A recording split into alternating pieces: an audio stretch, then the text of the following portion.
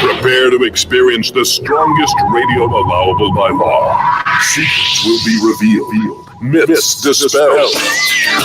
From the studio gym where excuses never apply, it's Superhuman Radio with your host, Carl Lenore.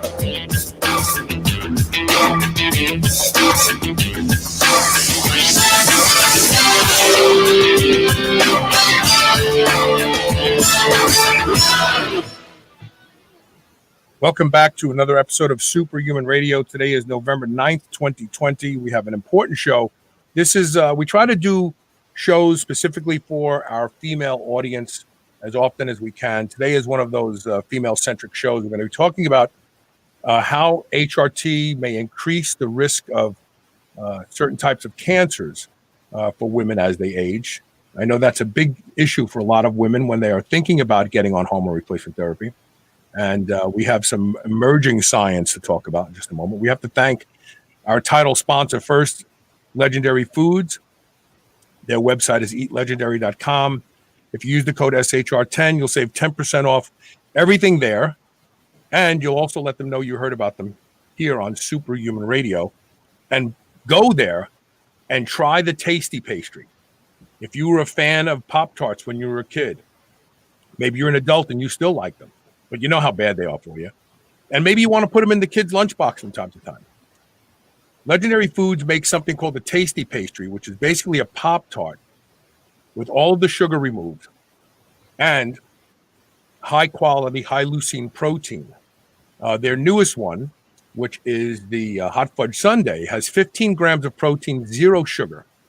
And it tastes delicious, whether you eat it right out of the package or you toast it first. Your kids won't know they're eating something good. So check them out. Go to eatlegendary.com today and try the tasty pastry. Now, with further delay, get my guest here. And today we're talking with Yana. I'm sorry, pronounce your last name for me one time. Vinogradova? Yes, exactly. Oh, okay. I'm a real stickler. I don't want to get people's names wrong. Thank you. And she is with the University of Nottingham, and she has been part of a recent study that was published at the end of last month, actually, looking at how HRT may actually increase the risk of breast cancer in women. Welcome to the show, and thank you for doing this work. It's very, very good work. It's very important. Before we talk about your work, talk about what work preceded this that you felt this study needed to be done. Well, at the time when we started our study, we knew that HRT has this side effect of increased breast cancer risk. But HRT is a combination of hormones. It has at least 2 types of estrogens, at least 4 types of progestogens, even more than that. And when you looked at what was available at the time when we started our study, it was a big Women Health Initiative trial, which concentrated only on 1 per estrogen and 1 progestogen. And the women they selected for their trial was quite old. And the other study we knew about was Million Women Study, which was run in England. And this study was based on questionnaire, and the researchers tried to widen the range of hormones included, but they couldn't increase the number of women who took them. So we had quite not convincing evidence. Right.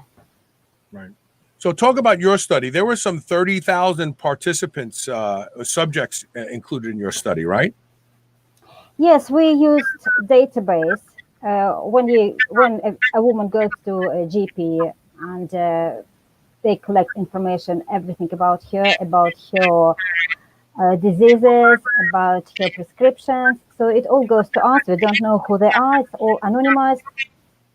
So these two databases were covering about 15% of the population in England, and we just use this data. When you, for every woman we included, whether she developed breast cancer or not, we knew everything about their prescriptions, and we could compare different exposures. You know, how long they were taking drugs, which drugs they were taking, which estrogens, which progestogens, when they stopped, how it affected their risks, and yeah, it's this kind of information. Now, I know that you also. Oh, good. I'm sorry. Please. Yep. Oh, I was going to say I know that you also isolated certain factors that could be considered comorbidities. You looked at people who were smokers. You took them out. What about obesity and metabolic derangement? Did you also exclude those people, or did you keep those in the subject? We kept these people, and we included their weight or body mass index into analysis. So and also we had enough observation to look separately on different groups of women, like lean with normal weight, then who are overweight and who are obese. So we could actually investigate whether the differences in risks coming from the hormone replacement therapy were different in these groups. Did you also look at indicators like fasting blood sugar and also insulin? No, we didn't look at it. We did include the diagnosis of diabetes if a woman had diabetes. So, Okay. but it was, I thought it was enough for this study. Okay. And plus, you had to go and use a database that existed. Had you started the intake process, you could have asked more questions. You could have gotten more data points, and you could have looked at some of these other things too, right? Yeah, but you won't be able to have so many cases. Right. Yeah, How do you? there has 30, to be a really, really huge crowd of people, and it's not feasible to do this. now you had a control group also, right? Yes, for each woman who developed breast cancer, we looked for 4 or 5 controls in the same general practice. The reason why we did it, the prescription partners in practices may be different, so we wanted the controls to be from the same practice as a woman. And of course, they were the same age. So, these were 2 factors to match controls to cases. But the difference was one used HRT and one did not. Is that what the control had never used HRT? No, they did use HRT. They didn't develop breast cancer at the time when their cases developed it. But we looked at the history of prescription of cases and controls, also including their like smoking, comorbidities, other diseases, and compared what happens in the group of cases and the group of controls. Excellent. And So let's talk about your findings. Talk about so what were the different types of hormones they were using? You said there were like about eight different types that were included in this study. we included hormones which are widely prescribed in the UK, so we could have enough cases and controls to compare what's happening between these groups. And so we had 2 types of estrogen, estradiol and conjugated equine estrogen, and we have 4 different types of progestogen. And I know there are more of them in the world, and some of them even already known as associated with a low risk, but we didn't have any data for them. So, Right. Yeah. So, but this is still important, and here's why I say it's important: because if you're a woman of a certain age, and you're using one of these standards of care, pharmacological preparations of estrogen, this really means something to you, because this may tell a story about your risks using that particular preparation of estrogen or progesterone. So this is still a very important discussion, because I would venture to guess at least 85% of the physicians in the UK, in the United States, and throughout Europe are using the drugs that are considered standards of care, which are these pharmaceutically designed hormone replacement products. So this is a very important discussion. So when you started to look at the data, what started to jump out at you as far as the what was increasing the risk of breast cancer in women who were using one of these or two of these preparations? What did you start to see in the numbers? What percentage, and was this a very statistically significant increase in the risk of breast cancer? Yes, the problem is that it's really hard to draw a line when to say when the risk is low, when the risk is high. The risk grows up continuously.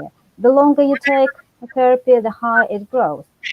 And in the existing literature, or in guidelines, they use 5-year cutoff point. So if you take the drugs more than 5 years, then your risk is increased, and it's kind of it's true for all progestogens, but for some of them it's really high, for some of them it's much lower, and then it's what we found, But but the good news is, as soon as woman stops taking them, the risk goes down. And but again, for some hormones it goes down very quickly.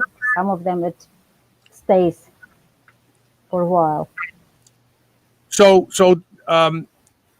there was a difference in a monotherapy where a woman was only given estrogen or a pharmaceutical form of estrogen, and a woman was given two, a pharmaceutical form of estrogen and progesterone. Did the risk of breast cancer increase with the dual therapy versus the monotherapy? Yes, the risk mostly coming from progestogen. For estrogen, it's a small increase. But the problem is, if woman has a womb, that womb is affected by the excessive estrogen in the body, and progestogen is added to protect the womb from all unpleasant effects. So it's either to get rid of womb or take progestogen, take risk.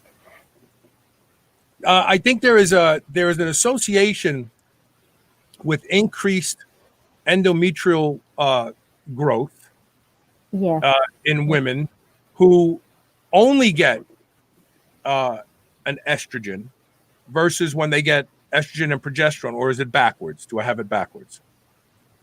I think you're right. Yeah, that's why women are prescribed combined therapy if they still have womb. Right. So there is some evidence that the progesterone and estrogen in combination seems to favor a normal endometrial lining, but it seems that it also increases the risk of breast cancer at the same time. Yes. Okay. And now how significant were these increases? Out of 10,000 women who are on estrogen-only therapy versus 10,000 women who are on estrogen and progesterone therapy, and again, we're talking about these synthetic forms that are made through pharmaceutical companies, how many more women would get breast cancer in that 10,000 group? If they take the hormones for more than 5 years. Yes. So it depends on age of woman. For example, if we're talking about women in their 60s, then we have 5 extra cases in women who are taking estrogen-only therapy. I mean, five extra cases per 10,000. Per 10,000, yes. But if we are talking about women who the same age group who are taking combined therapy for more than years, we're talking about 26 extra cases per 10,000 again. 26. 26 versus 5. Okay. Very good. Very good. Now, you mentioned that the controls were also on HRT, but they never developed breast cancer. Yes. So isn't the next question why? What's different about the controls versus the group that seemed to develop more breast cancer, in order to elucidate what the real reason older women become more susceptible to breast cancer when they use HRT? I don't think that nobody knows. I think it's a very complex issue, and there are so many factors which affect the development of breast cancer, and hormone replacement therapy may be one of them. But again, it doesn't mean that anybody who would take hormone replacement therapy would have breast cancer. Right. I think there are other things, or other factors, and then if she's unlucky to have all of them, then it may happen to her. So, did the database you used for this study have any additional information, say about inflammatory markers like C-reactive protein or any of those? Were you able to look at that data also? I don't think it is consistently recorded. That's why we didn't take it into account. Okay. And, okay. The thing that immediately comes to my mind is if we had a control group that did the same thing as the subjects that we're studying, but the control group did not develop breast cancer, it would excite me to try to tease down into the data that is available to see if there's anything different about the control group. Like you said that you looked at BMI. Was there any correlation with the increased risk of breast cancer when using hormone replacement therapy for 5 years or longer with women of a higher BMI, for instance? Well, we found that the risk in women with high BMI is actually lower. But again, we don't know why, because there are some kind of explanations. On the other hand, it may be that it is harder to diagnose breast cancer in bigger women because it's sort of, Sure. and then the diagnosis may be delayed. Yeah, interesting. So we can't be certain about, if you have a high BMI, you can take hormone replacement therapy, nothing would happen to you. It's not what we can conclude from the data. What about the linkage? Was there any correlation to women who were diagnosed with type 2 diabetes having a higher correlation to breast cancer versus the controls? Oh.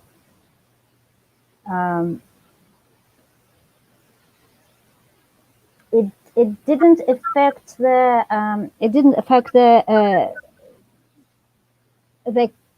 well, I don't know. We did include diabetes type 2 into the model, so the results are already adjusted for this. So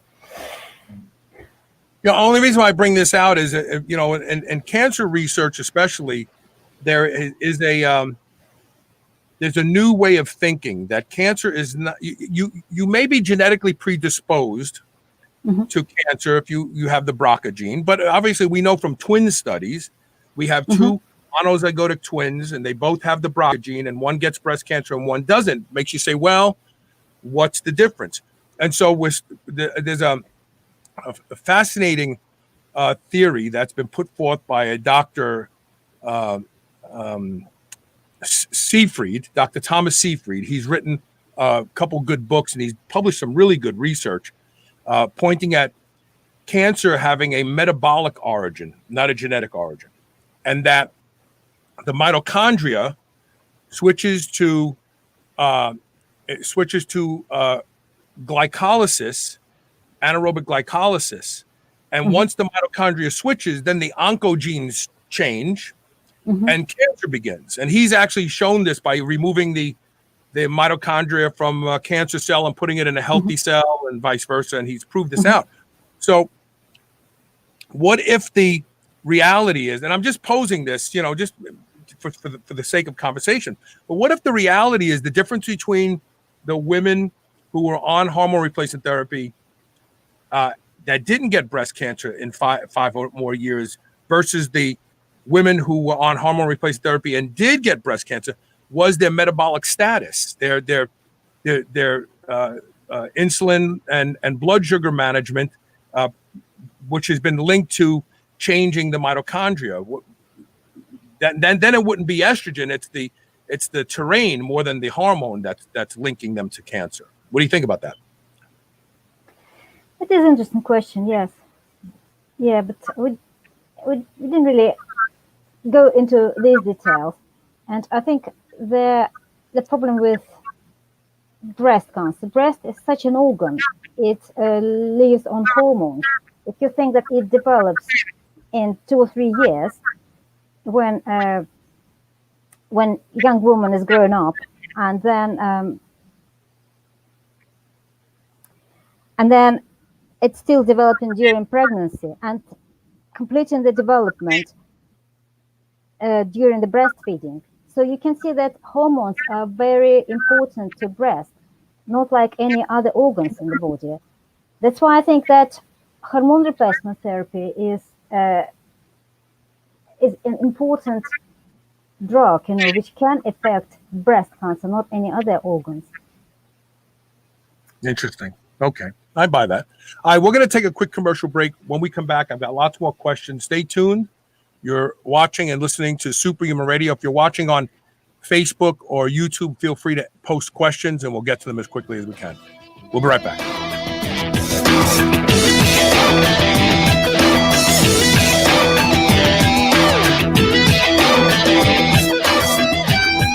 Want to improve mental energy and focus? Try the new Superhuman Stack from Pure Nootropics. Stack Dynamine, Salbutamine, Theocrine, and palmitoyl ethanolamide together and feel the lights go on in your brain. Find your perfect mix of these 4. Carl likes 1 cap of each and 2 caps of Dynamine. Bam! Lights on. Go to shrnetwork.biz/superhuman stack, all one word, today, and get yours for 25% off plus free shipping. That's shrnetwork.biz/superhuman stack. Proper hydration can lead to improved endurance, performance, and recovery. When we sweat, we lose valuable electrolytes that must be replaced. That's why Element created a zero-sugar, science-backed ratio of electrolytes that you can add to your water. It comes in 3 flavors. Sample them all risk-free with the Element Variety Pack. Carl's favorite is raspberry. Free shipping on all U.S. orders. Go to shrnetwork.biz/LMNT and get yours today. Chronic stress leaves us tired, distracted, and physically vulnerable. Apollo Neuro is here to help you take control. Apollo Neuro is a new wearable that trains your nervous system to be more resilient to stress. Apollo's gentle vibrations use your sense of touch to help you recover from stress, going from fight or flight to rest and digest so you can relax, get to sleep, focus, and stay healthy. Developed by physicians and neuroscientists, Apollo Neuro has been tested in multiple clinical trials and is proven to improve heart rate variability, the key biometric of stress. Special offer for friends of Superhuman Radio. Try Apollo Neuro today and get 15% off your purchase at apolloneuro.com/superhuman. That's APOLLONEURO.com/superhuman. I love beef. And if you love beef, listen up. I've discovered the best tasting beef in the world, and that's not an exaggeration,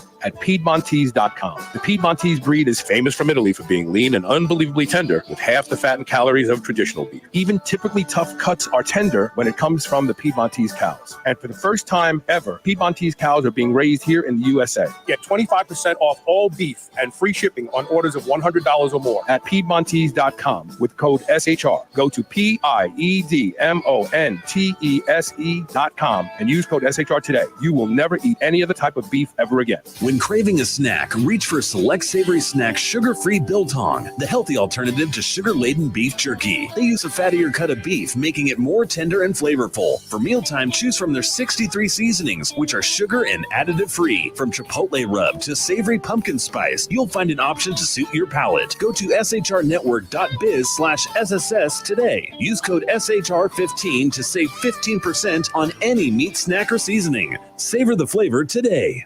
Mind Bullet is a kratom product derived from the coffee family to boost energy and creative juices. Mind Bullet comes in both pill and liquid form for the ultimate pre-workout supplement. When needing a little pick-me-up or to get through the morning fog, Mind Bullet will set your productive course fast. Go to shrnetwork.biz/mindbullet, all one word, today, and save 20%. No subscription required. That's shrnetwork.biz/mindbullet. Get yours today.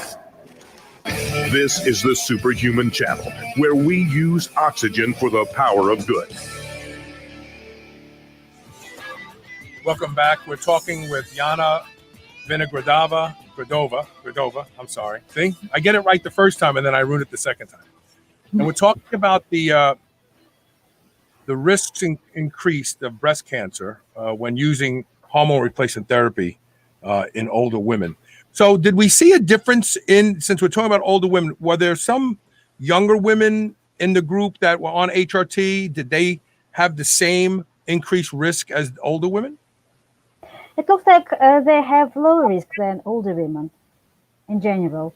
We couldn't say much about long-term use of estrogen-only therapy because we didn't have enough data. But for estrogen progesterone therapy, yes, there is an increase, and it's much smaller than in older women. For example, if you're talking about 50-59 age group, then it is extra 15% on 10,000 women.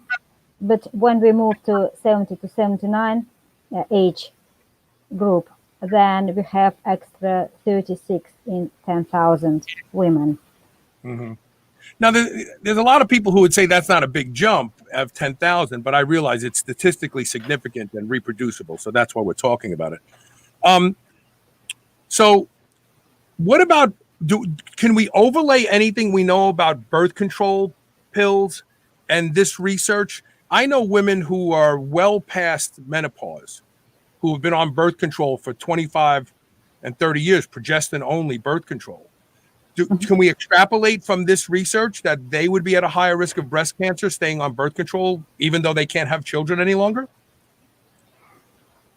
Actually, when you get to this age, it doesn't matter because the effect of hormones disappear after a while. So if they had a break and they continue like HRT, taking HRT, it's you start again. Mm-hmm. Yeah. What about some women? Some women turn to hormone replacement therapy to mitigate some of the early symptoms of menopause and perimenopause, which, sleeplessness, hot flashes, extreme mood change, and so on. They usually only go on for a transitional period, maybe a couple, 3 years, and then they stop, wean back off of them. Do we see an increased risk of breast cancer for the women who are just doing it for a year or two versus long term? No, it's very, very low increase. It's still there is increase, but it's very low, So it's I wouldn't worry about it. Yeah, not for that. But the women who stay long, what was some of the longest term in your groups? Were there women that were on HRT for 10 years or more? Or did you just stop counting after 5? No, they I think there was more than 18 years for some women. We had data for more than 1 year on overall, looking all estrogen, all progestogen therapy. I mean, all combined therapy. But if you go to particular types of progestogens, then we are talking about 12 years max. Did we see a higher occurrence or correlation to breast cancer with the women that were going 12 years and more? Yes, definitely. It's very persistently going up. The longer you take it, the higher it goes. So if you had to guess, and I know you don't like to guess, that's why you're a scientist. What's happening in the body that makes this once wonderful group of hormones that bestow youthfulness and vitality turn against women and start causing cancers? Well, it's hard to say, but sometimes I think that it's more like one dose serves all. And some women have a larger body, some women have milder symptoms of HRT. So you can see that the body is very refined, has a very refined mechanism assessing exactly how much we need hormones. But when you give the same dose to everybody, Right. it may not work favorably. Right. Yeah, so it's only my kind of speculations.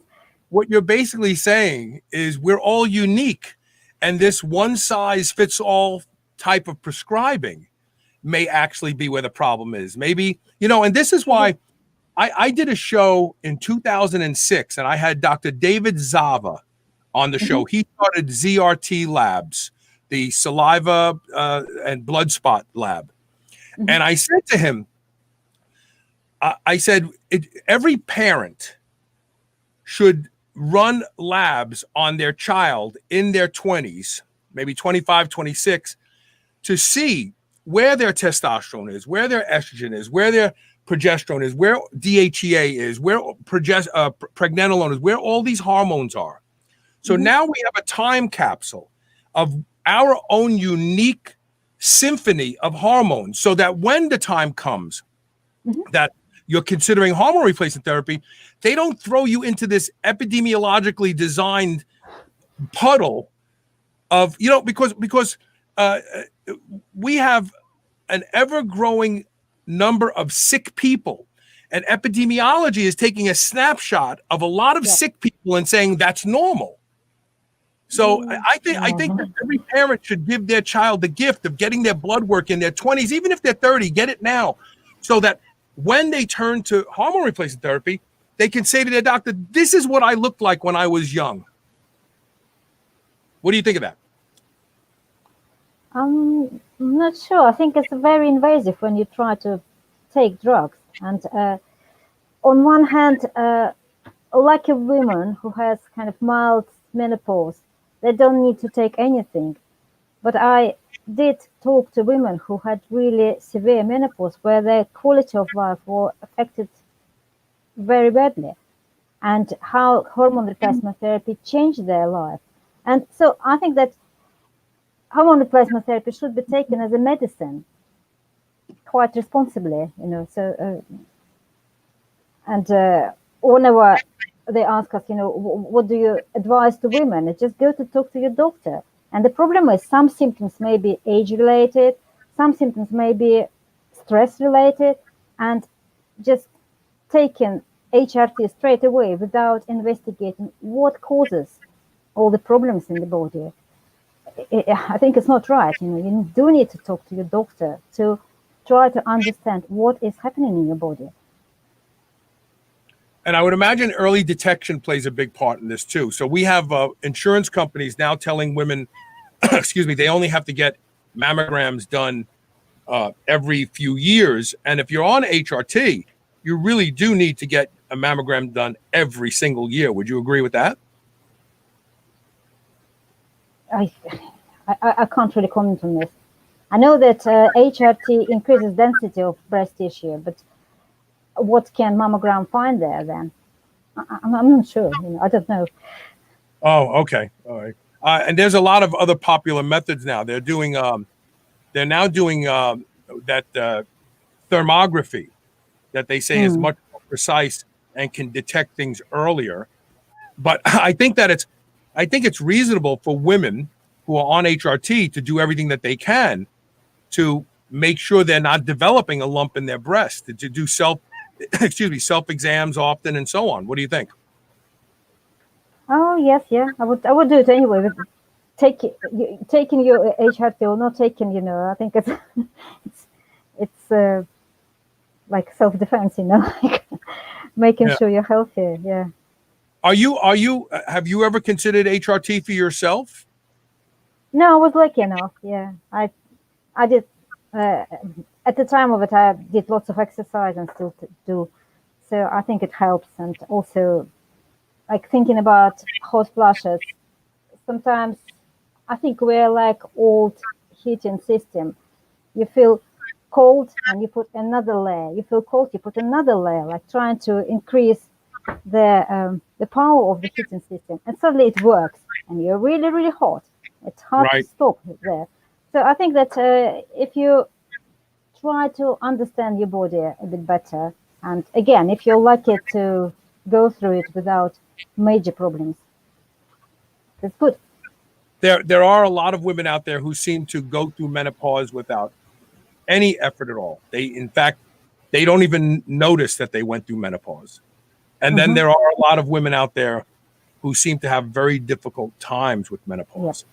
Yeah. I've looked at this from afar for a long time. I find that women who have a lot more body fat tend to have an easier time with menopause because of the aromatization process in fat cells that produces estradiol. So as the ovaries start to give up, the fat cells kick in and they start converting androgens like DHEA and so on to estrogen, and they seem to have an easier time. I find that there's two types of lean women, and they either have an easy time or a hard time. The lean women that are lean because they're athletic, they train, they exercise, they pay attention to their food, they keep their blood sugar managed without even realizing it. They eat high protein and vegetables. They don't consume a lot of sugars and starches. They have an easy time with menopause because the hot flashes are predominantly a result of a hypoglycemia, because when progesterone and estrogen start to come out of balance, they create a tug of war. Blood sugar goes up, blood sugar goes down. And when it goes down, you start to sweat, you get the shakes, the tremors, you may have a little bit of a brain fog. And that is more due to the fact that they are already metabolically challenged. But women who are lean, because they exercise, they walk every day, they eat a certain diet that doesn't push blood sugar up to, they coast right through menopause for a different reason, because they are metabolically flexible. But the really lean women who are don't carry a lot of muscle, we like to call them skinny fat, because they look small, but they're really much more body. They could be 28% body fat, but just because they fit in a size 2 dress, everybody says, they have a very hard time going through menopause. Very, very hard time. And that's been my observation of discussing this with scientists for the past going on 15 years. Yeah, probably. Any opinion? No. It's hard to say. Yeah. Now I just know for example, for women with a large body mass index, their risk of breast cancer is very much increased compared to lean women. So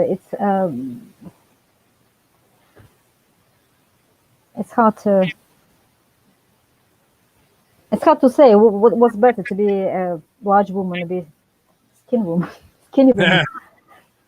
I want to take our last commercial break, and when we come back, I want you to put into your own words what you want both lay people and clinicians to take away from this, because the Women's Health Initiative did a horrible thing in the United States many years ago, where they took a lot of women and scared the heck out of them. These women just stopped taking their hormones, and the outcomes were horrible. I don't think that that's what you're suggesting here. I think what you're suggesting is that people be aware of the risk and manage it. So let's talk about that when we come back. Stay tuned. Okay.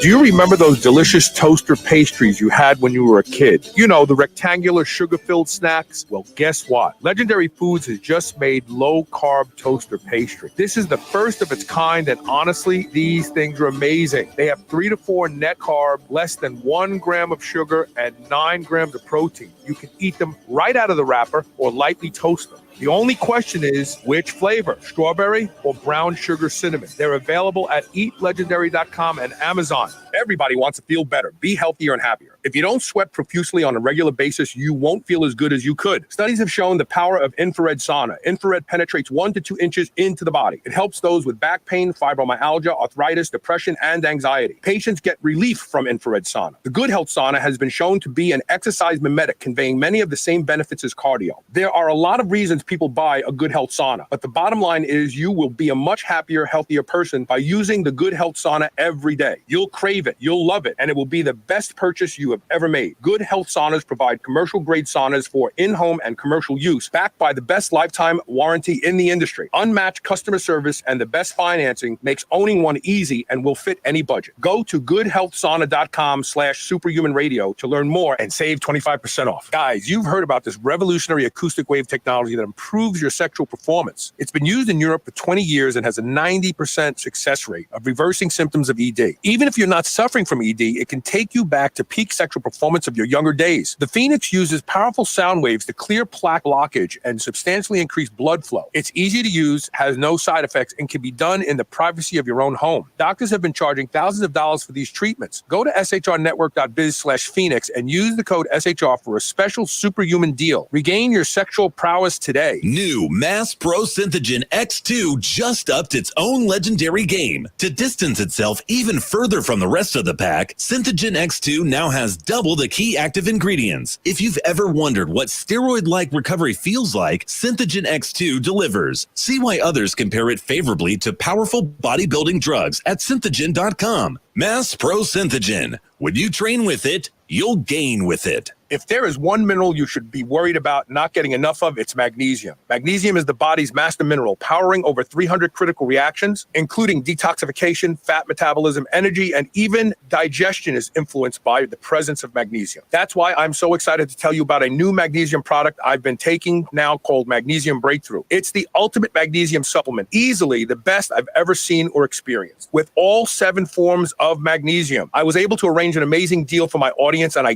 guarantee it's the best deal available on this product. Seriously, with volume discounts combined with our custom 10% coupon code SHR10, you can save up to 40% off select packages of Magnesium Breakthrough. And I promise that this deal is only available on this specific website, magbreakthrough.com/SHR. You won't find that deal on Amazon or even on the company's own website. Go to magbreakthrough.com/SHR and use code SHR10 to save up to 40% off select packages of Magnesium Breakthrough. Whether your goal is to build muscle or burn fat, you'll find everything you need at Redcon One. Need help getting a good night's sleep? Try Fade Out, or the most popular pre-workout supplement on the market today, Total War. Sign up for their new Transformation Challenge and win $10,000, or shop for apparel that people at the gym will know that you are serious about your training. Need a testosterone booster that works? Check out Boomstick. Whatever you need, you'll find the best quality supplements on the market at Redcon One.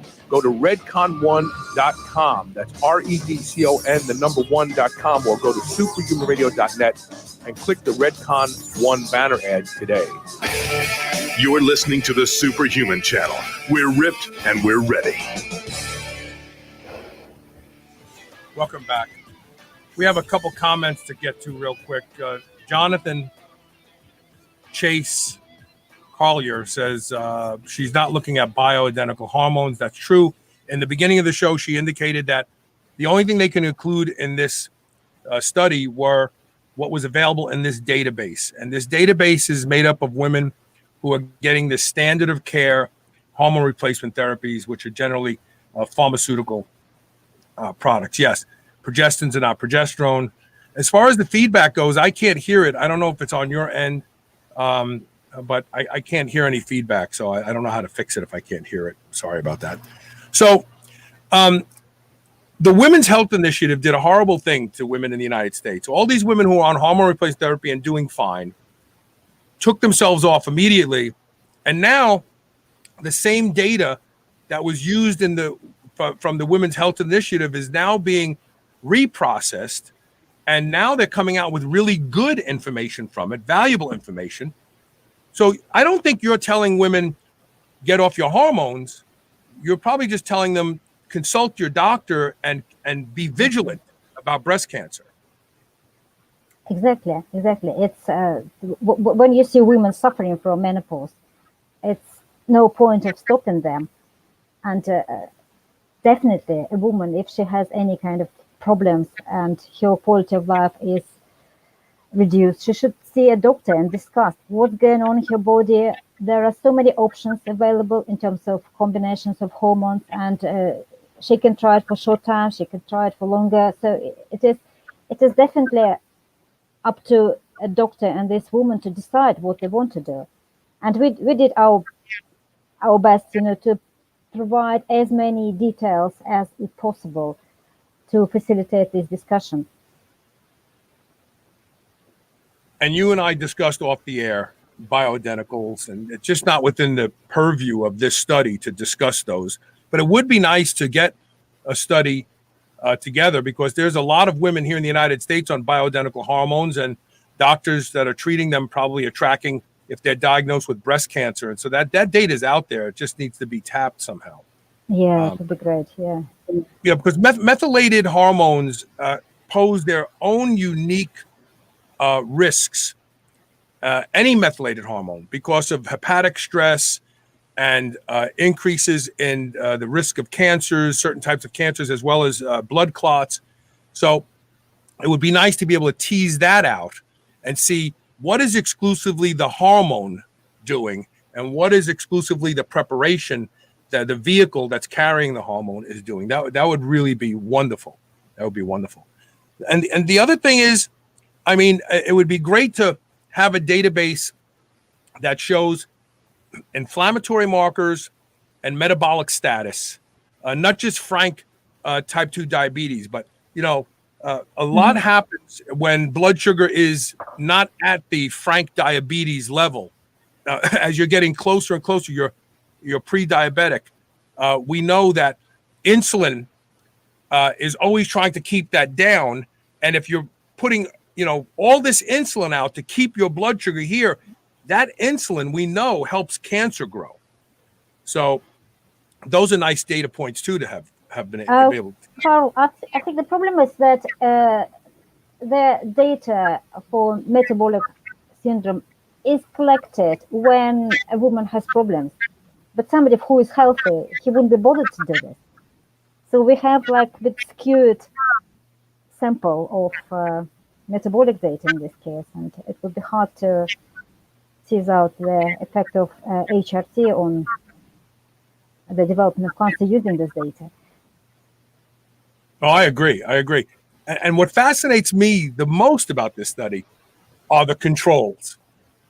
What is unique about these controls? Because that is really, I believe, where the answer lies for all of this discussion about the effects of hormone replacement therapy on breast cancer. Because clearly, if there are age-matched, practice-matched women getting HRT in a one-size-fits-all phenomenon, and the same women here, but they're getting breast cancer, I want to know, what are these women doing differently? They're the magic spot for me. That's me. That's just me. That's just me. I want to thank you for making time to come on the show. It's a very important discussion. And the takeaway message is, if you're on HRT, be vigilant about breast cancer. The older you get and the longer you're on it, be vigilant about breast cancer. That's the takeaway, correct? Correct, yes. Okay. Thank you so much for making time. Yeah, this is fun. Thank you for inviting me. Okay, take care. Take care. So there you have it. We're going to take our last commercial break, and when we come back, I'm going to wrap up the show and a little commentary. Stay tuned. We'll be right back.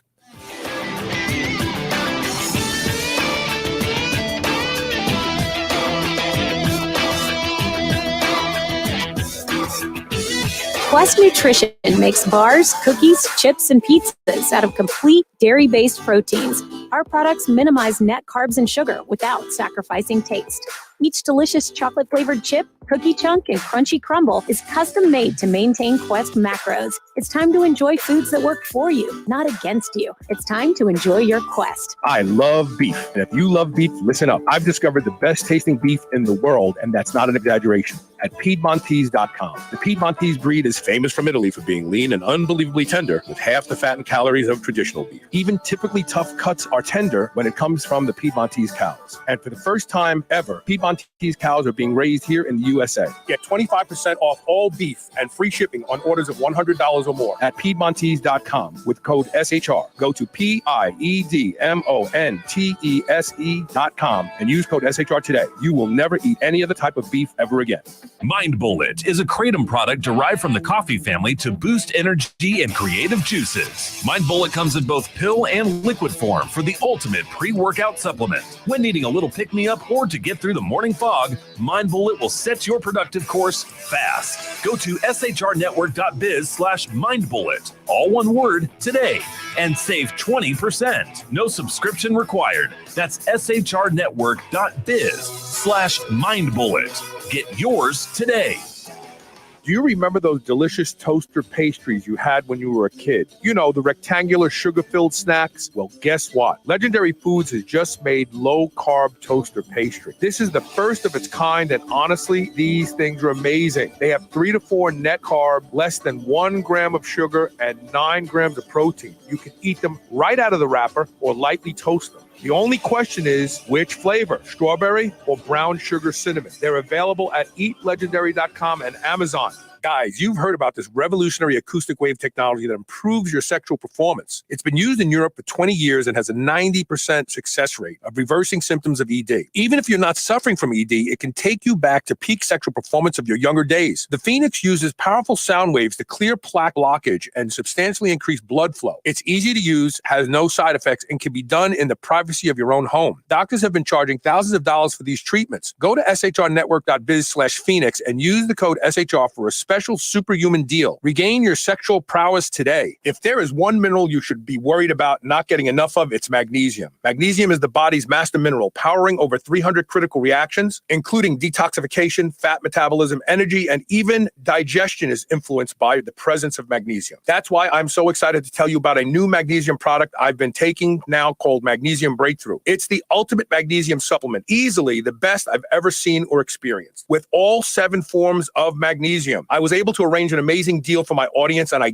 guarantee it's the best deal available on this product. Seriously, with volume discounts combined with our custom 10% coupon code SHR10, you can save up to 40% off select packages of Magnesium Breakthrough. And I promise that this deal is only available on this specific website, magbreakthrough.com/SHR. You won't find that deal on Amazon or even on the company's own website. Go to magbreakthrough.com/SHR and use code SHR10 to save up to 40% off select packages of Magnesium Breakthrough.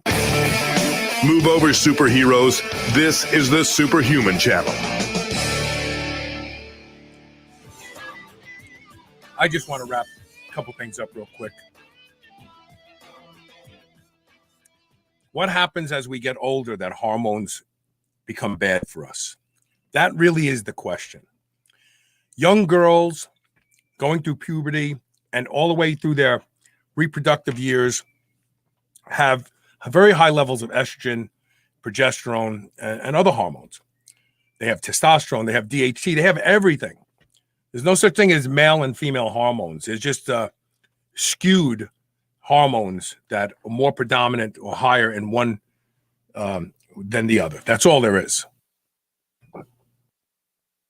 So when you look at this, saying estrogen is the reason for these breast cancers is really disingenuous. It could be obesity. I mean, the good doctor said women with a higher BMI have higher rate of breast cancer. You can't exclude these things. You can't, I'm saying this because there's a lot of women out there and men. I've been on testosterone since 2007 now, I think. I think it was 2007 I got on. Yeah. And supposedly prostate cancer is increased risk of men on HRT. But My PSAs are virtually non-distinguishable. You can't even read them.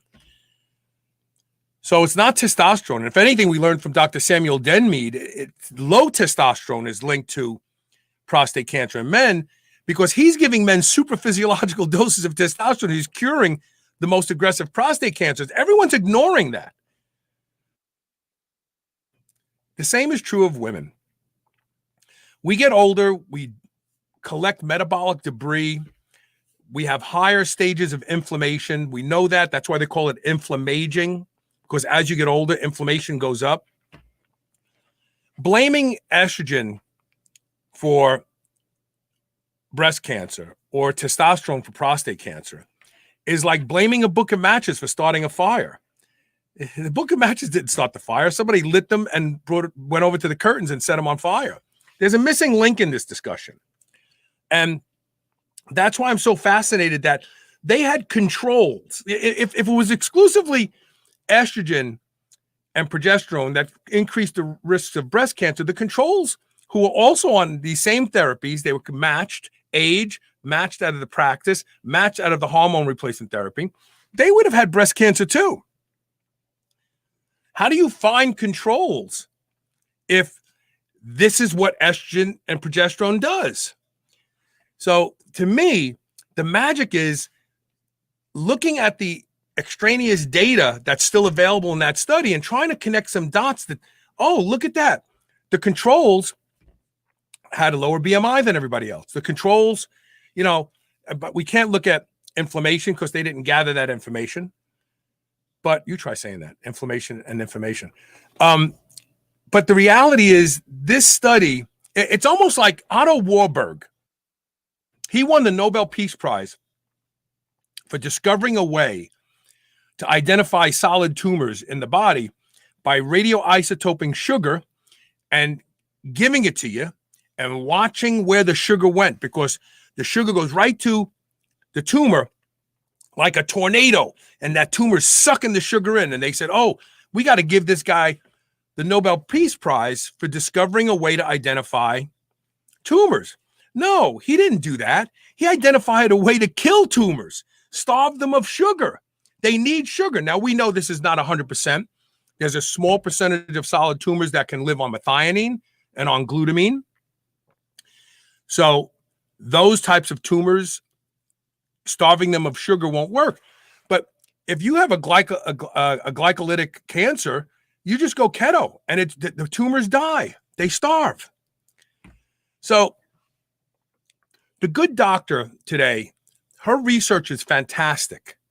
But just like Otto Warburg, he didn't discover how to detect tumors. He discovered how to kill certain tumors.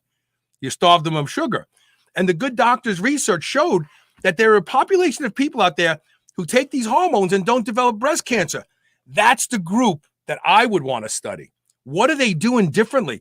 Let's see what data is available. Can we reach any of them now? Are they still alive? I mean, in that group lies the connection between breast cancer and no breast cancer. I don't want women to freak out.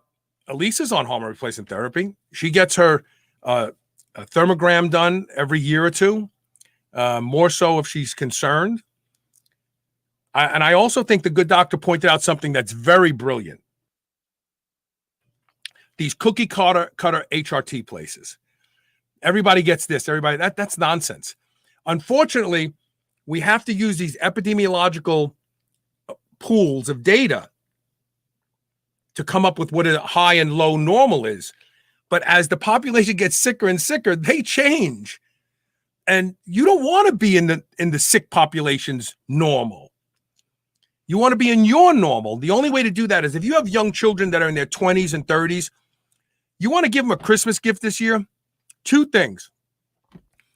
Do a 23andMe with everything, health and genetic health and also ancestry, because that's fascinating. But get a full blood panel done for them. And if they have insurance, it's cheap. So that when they turn 50 and 60 and they're faced with hormone replacement therapy, they actually have evidence of their own unique hormone levels. There are some women out there that need more testosterone than others, but you don't know that unless you knew that they needed more, they produced more testosterone when they were younger. You know, unfortunately, we only think about our health when we get sick. We don't think about it when we feel great. That's the time to think about it. So that is my summary. I hope you enjoyed today's show. Please pass it around. But the bottom line is, if you're on HRT and you're getting one of the standards of care, prescription drugs, Prempro, Premarin, there's a handful of them. If they're coming from a pharmaceutical company and not a compounding pharmacy, then you really need to be more aware about breast cancer. Because I predict that if somebody took the time to do the study, women who are doing bioidenticals have a lower risk. And then, of course, there's always that component of metabolic status and overall health that contributes. Because there are some women who are not on HRT and they're getting breast cancer all the time. And most of them are pretty obese and metabolically challenged. So there you go. Pass this show around. We'll see you tomorrow. Oh, Rob has to take off tomorrow because his wife is having surgery. So those of you who pray, say a prayer for Jennifer Regish. And we have Aaron Singerman on doing an episode of A Fathers and Sons. So that's going to be fascinating for Tuesday. Tune in then. Thanks for being here today. And take good care of yourself.